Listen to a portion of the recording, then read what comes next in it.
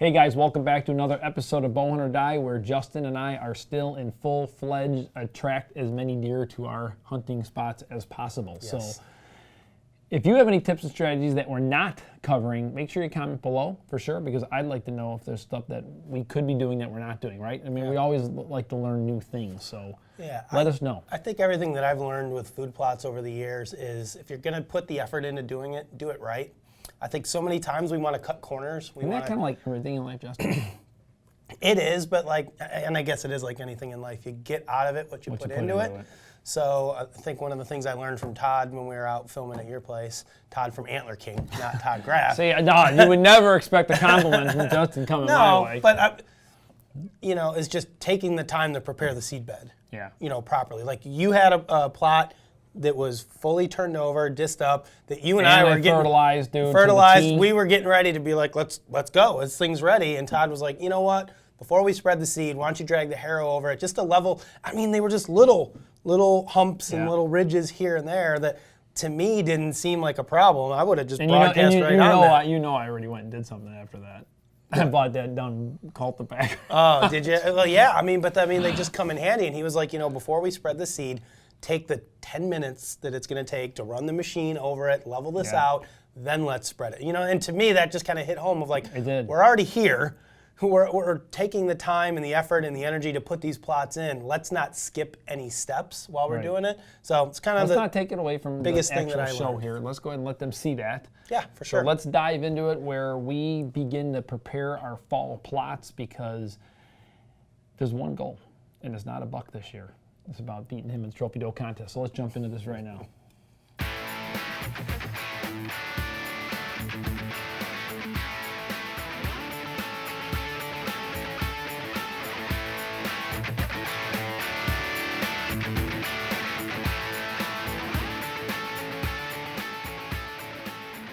Well, this is really exciting, guys. This is a first for me.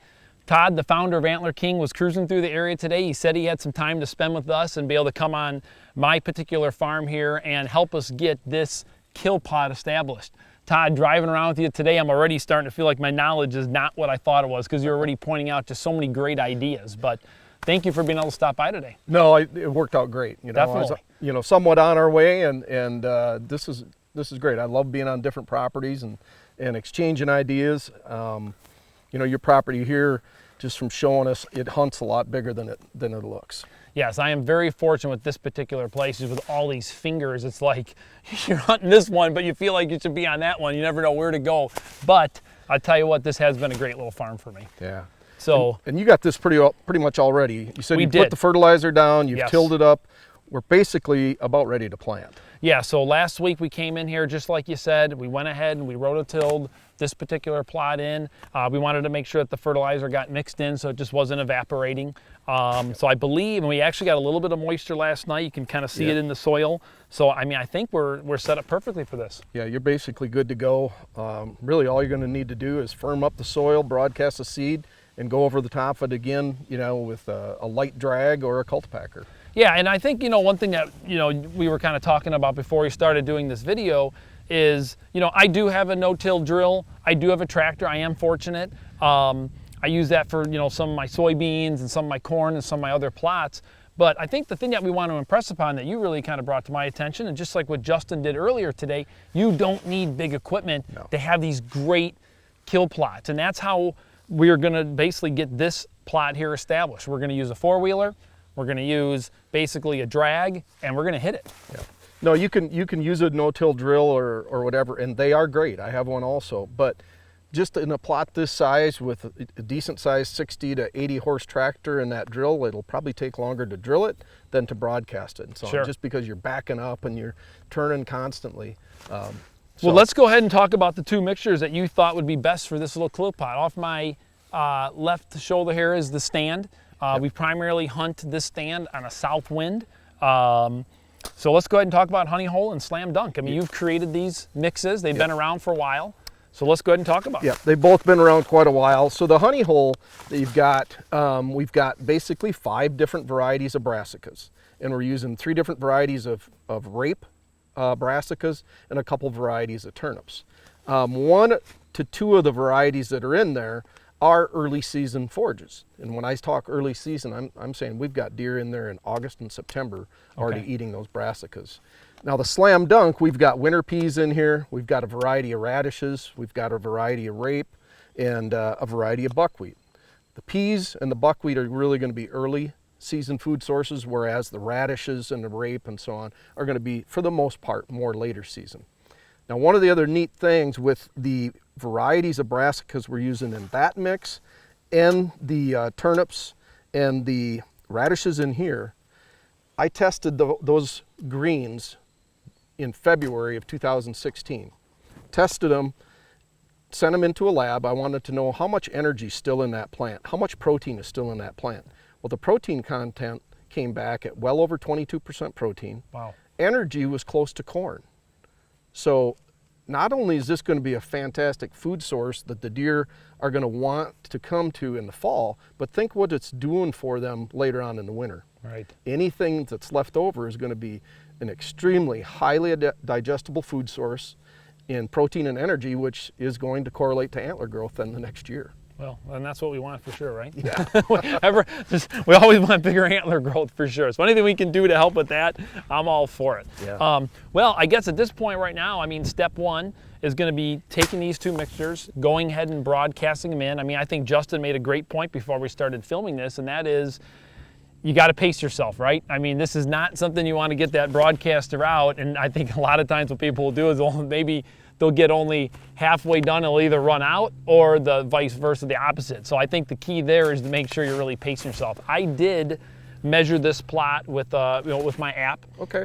This is 0.3 acres, so it's about 1/3 of an acre right here. Yep. So I know this one here is good for half an acre, correct? And this is a quarter, so we're not going to need a full bag of honey hole. Okay. In this situation, what we'll probably do is seed them separately. Okay. Just because all the seeds are in that mix are uniform in size, whereas we've got peas and the buckwheat in here, which are a lot larger, and we're going to have to open that spreader up a little bit more for these. Okay. So. Well, that would have been a mistake I would have made if I was by myself. That's why we've got Todd here today. So let's go ahead and get started. Which one do you think we should do first? You know, it doesn't really matter. I'd say let's just start with this. Okay.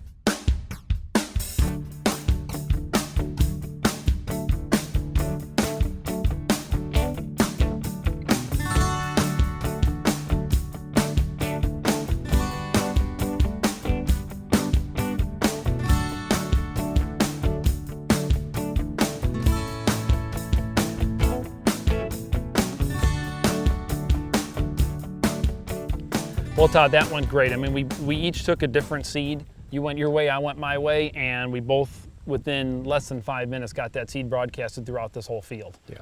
Yeah, and like you said before, you have 1/3 of an acre here. A football field is an acre, so you can kind of reference off of that. And basically, yeah, we planted the honey hole here. I planted about a half of a bag of honey hole. You planted a full bag of the Slam Dunk, which does a 1/4 acre. So we kind of mix those two in here. And really all we got to do now, once the soil's been firmed up, we spread the seed, is just to come in and lightly cover it. Sure.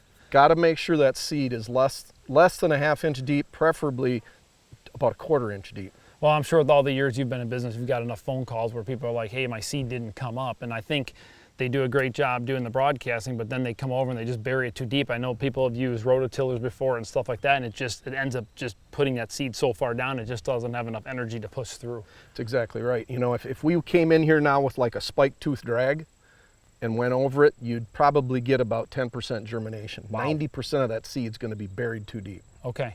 And so we knocked the ridges down. You know, we got a firm seed bed. Now we're just going to lightly cover it. You know, and before we just get into doing that part, I mean, one thing I do like, because again, I'm standing back here just looking around. I can't see any of my seed, but I can definitely see the seed that you planted for sure with that nice orange coating. Yeah, that's the Ultra Coat Orange we use on the honey hole and the trophy clover mix. And basically what it is each individual seed is encapsulated with fertilizer. Huh. So once we get some moisture, it's going to wash the coating off the seed, and there's that seed surrounded by food, if you will, that fertilizer. So we get such a high percentage of seeds then that will germinate. Okay, well, let's go ahead and get this covered up. And yeah.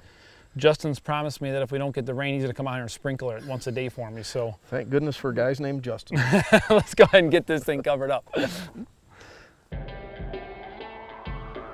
Feed your need for speed. The Nitro XRT unleashes speeds up to 470 feet per second, producing 25% flatter arrow trajectory, resulting in knock-breaking accuracy and unprecedented knockdown power. The world has never seen a crossbow this fast, accurate, and compact. The Nitro XRT from 10-Point. Todd, well, I tell you what, this was a plot I was really excited about you checking out with me, because I'll be honest with you, I thought I failed here. I thought maybe I did something wrong, but it was funny because when we walked up to the plot, you're like, man, this is what I would expect out of this type of a red zone plot. It's all here. All of the 6 plants that are in there are very visible. You know, I think your frustration was, gosh, I see a lot of weeds in here. I see a lot of grasses and so on. And yeah, there are some grasses in here, but at the stage these grasses are at right now, they're still really pretty high in protein, high in digestible energy. If you want to get rid of them, it's pretty easy. You can get a grass killer, and I would put our Jolt foliar fertilizer in with the grass killer. One pass, you're going to wipe out all these grasses, fertilize the target plants, and you're good. There's going to be a lot of food in here. I mean, I see we got soybeans here that are, you know, knee high already. Definitely. They're going to form pods, so they could be a good late season food source. Yep. The buckwheat that's in there, you know, we pointed that out. That's a great early season. I see it's already getting nipped. The peas already are starting to get some pods over here. Yeah. So. No, everything is here. Excellent. So it sounds like to me, if I don't want to spray, I don't have to. There's plenty of good food in here. Otherwise, I could spray. So, I mean, I kind of got the best of both worlds with this plot here. And then you also mentioned too, because like I told you, this has been a great, I mean, we're 25 yards from a stand that I've killed a lot of deer out of. And you mentioned one thing you like to do is that the deer really hit these edges down pretty good. So come in here about the beginning of September and give them plant another plot right in here. Absolutely. A lot of times with this red zone, I'll see the edge, you know, closest to the cover, they'll just come out and wipe it out. You know, It may only be 2, 3, 4 inches tall. What I'll do is till that under. You could come in with our fall, winter, spring blend, which is a special variety of rye and winter peas. You could plant that as late as middle of September. It grows extremely fast, and you're going to have deer really, really utilizing that lush young growth. You've got cover there with corn. You got cover there with corn. This plot is going to be probably another 1 to 1.5 feet taller out in the middle, which means more cover. And the deer have a tendency to come out in this lush new stuff, knowing that they got 1 or 2 bounds in their back and cover. Okay. Well, that's what I'll probably plan on doing right here. I'll take your advice and do that exactly here. And I think I'm going to go ahead and get some grass killer just because I like things to be perfect. Yeah. Well, the thing that concerns me a little bit is just all the weed seeds that I'm starting to see on the grasses. So if you nip it in the bud now, they're not going to, pollinate and form any more weeds next year. Okay. Well, I definitely appreciate the advice here, and it makes a big difference when you have somebody like you kind of backing you up. Because I think sometimes people plant food plots and they just get, you get halfway into them and you're a little worried that maybe you're doing something wrong. But obviously this one here is perfect. No, it looks good. Excellent. All right, so the first food plot we saw, I don't know if it looked familiar to anybody, but I know when I got out there, I looked at the stand and I looked down and I was like, I'm pretty sure Todd killed a buck Mr. here. Investigator over here. I'm always looking around, scoping your place out. But that's where you killed the rhino buck, right? A couple years back? That was early season, too. I have a feeling it wasn't a couple years back. It feels like a couple years. I think it was longer than that. But, I think the longer you hunt, you begin to find these spots that just work. And that one works. I mean, it works as a kill plot. It works for a great south wind. It's just easy to get in. It's easy to get out. It's a good spot. Yeah, so I saw you've got a ladder stand in there. I did. Ready for Craig to go this year. letting Craig's Craig- on his own, right? I mean, he's I'm out. I'm done helping. grabbing the bow, he's getting in a stand, and he's going to try to kill a deer on his own. Has he killed a deer on his own with a bow? I don't think he has. No. All right, a big step from Mr. Craig this year. So He's on his own. we're gonna see if the we put Redzone in there, right? No, that there is No. a mixture of honey hole and Honey slam hole. dunk. Again, guys, we keep talking about details. We were lucky enough to have Todd, the founder of Antler King, join us on this particular episode, which is super cool.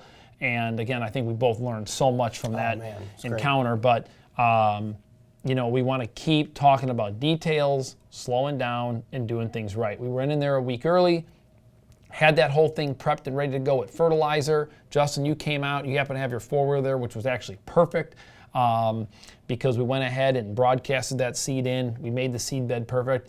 And, dude, I think that's going to be a winner there. Yeah, that's a great-looking plot. Easy to get to. Nice early season spot. And I think that mixture of slam dunk plus the the brassicas, the honey hole, it's going to give you a mixture of both early season and late season, yes. which is pretty neat. So that was cool to see. And then we checked in on your Redzone plot, which we saw in an episode a couple weeks ago. Yep.